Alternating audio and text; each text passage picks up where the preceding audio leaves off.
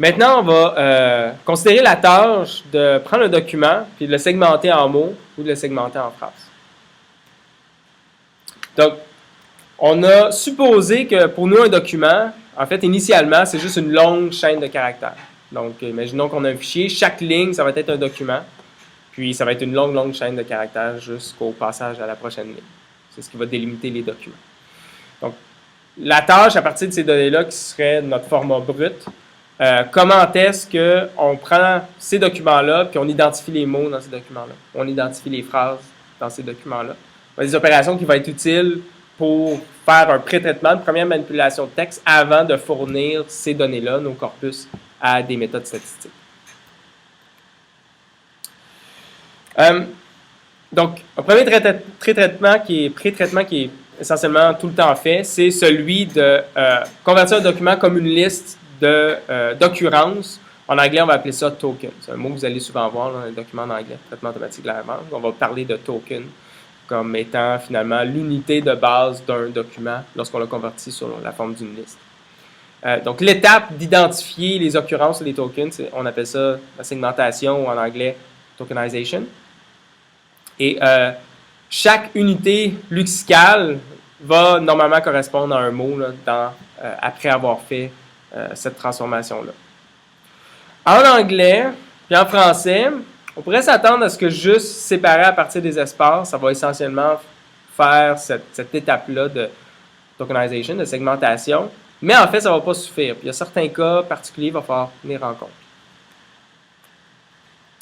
On a un exemple ici. Donc, imaginons que ce soit ça mon document qui l'a mis sur plusieurs lignes, mais normalement, le document serait mis sur une seule ligne. C'est juste pour le visualiser.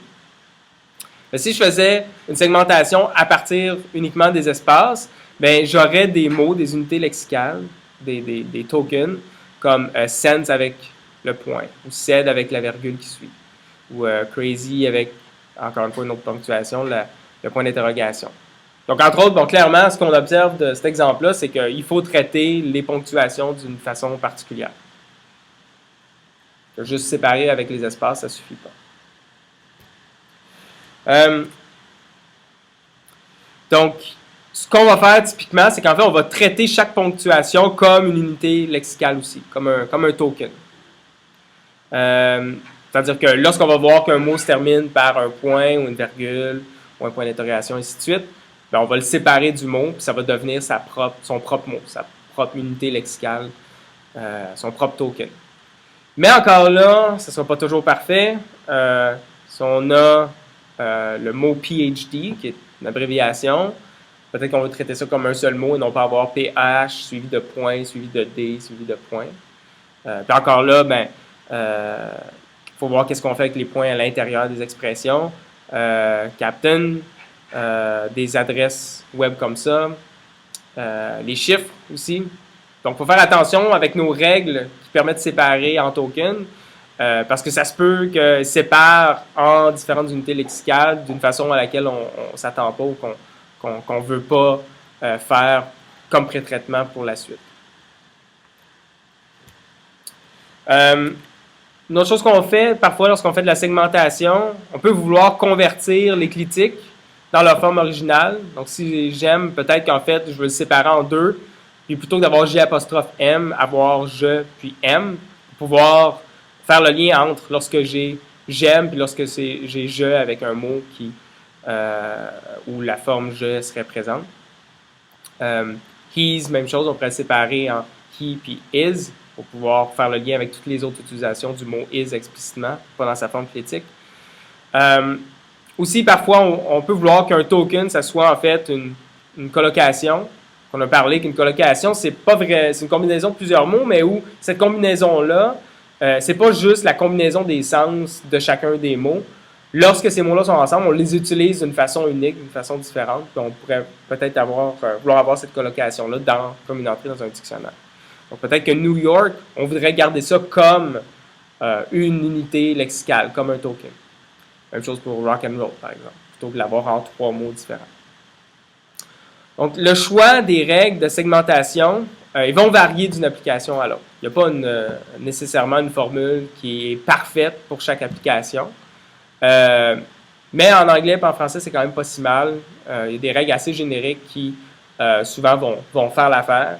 Puis après ça, ça sera à notre modèle par la suite à un peu gérer possiblement ces problèmes-là. Les cas où peut-être qu'on a séparé par rapport au point quand on ne voulait pas le faire, ainsi de suite. Ça sera notre modèle de gérer ces cas peut-être un peu plus difficiles. On a un exemple ici là, de script de segmentation où justement on essaie de tenir compte de clitiques, entre autres, traiter les ponctuations, aussi traiter les abréviations. Si on a une liste d'abréviations qui est faite explicitement, mais en fait, là, il y en a très peu. En pratique, souvent, on va avoir beaucoup plus d'abréviations qu'on va reconnaître comme des tokens. Parce que si la façon qui est souvent faite, c'est juste de les énumérer plutôt que d'avoir un espèce de patron général. Donc, on voit ici que la ligne est prise, puis avec une expression régulière, on va ajouter des espaces pour séparer les mots pour les séparateurs qui ne sont pas ambigus, ce qu'on appelle les always sep, qui sont ici. Donc, ça, c'est des ponctuations où il n'y a pas vraiment d'ambiguïté. Si je vois ça, c'est parce que je veux séparer à partir de cette ponctuation-là. Si je vois un point d'interrogation, je vais toujours le séparer du mot qui va être collé à ce mot-là. Ensuite de ça, on traite spécifiquement le cas des virgules ici. On fait aussi un cas pour les quotes, les apostrophes. Ensuite de ça, on traite les clitiques par la suite. Puis finalement, on a un traitement des points un peu plus sophistiqué. On regarde est-ce que le point fait partie d'une abréviation. Donc, on a différents pré-traitements, je ne passerai pas par-dessus, là, mais où justement on essaie de traiter des cas spécifiques. On voit aussi où certaines clitiques sont étendues, donc le apostrophe VE va être remplacé par have dans ce script-là. Donc ça, c'est un exemple de pré-traitement fait pour faire de la tokenisation. Et donc, pour voir plus dans le détail, ça peut valoir la peine d'avoir un peu une idée du genre de pré-traitement qu'on fait. Ça, c'est tiré là, du livre de Jurafsky et Martin. Certaines langues ne vont pas utiliser d'espace pour séparer les mots. À ce moment-là, c'est un peu plus compliqué. Ça, c'est discuté, on n'en parlera pas ici, mais c'est discuté dans le livre si vous voulez en savoir plus, section 3.9.1, pour le cas du chinois. Puis, c'est une chose de séparer en mots, mais parfois, on va vouloir séparer aussi en phrases. Identifier quelles sont les phrases dans mon document. Ça va être utile, entre autres, si on travaille au niveau des phrases, par exemple, ce qui va être souvent le cas, en fait. En traduction automatique, souvent, on va vouloir traduire les phrases individuellement. Juste de traduire une phrase en ignorant le contexte, déjà, juste à partir de ça, c'est une unité suffisante pour bien traduire une phrase dans la plupart des cas. Donc, il y a des heuristiques simples qui vont bien marcher. Donc, séparer à partir des point d'interrogation, point d'exclamation, qui sont normalement des ponctuations utilisées en fin de phrase, surtout le point d'exclamation, point d'interrogation. Mais évidemment, ça ne va pas fonctionner lorsqu'on va avoir des abréviations.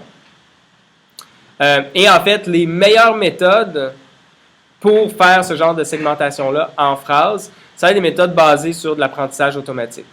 L'idée, en fait, c'est qu'on va traiter les cas qui sont normalement ambigus avec les points. Puis on va avoir un classifieur qui va prendre cette décision-là, va essayer de prédire pour un point que j'observe, est-ce que c'est une fin de phrase ou pas. On va collecter des données dictées. On va réfléchir à des caractéristiques, des features à extraire du contexte autour du point. Puis, avec ces données d'entraînement-là, on va entraîner un classifieur, puis c'est lui qui va faire le travail de déterminer là, est-ce que c'est une fin de phrase ou pas. Ça, c'est la méthode qui a tendance à mieux fonctionner là, pour faire la segmentation de phrase.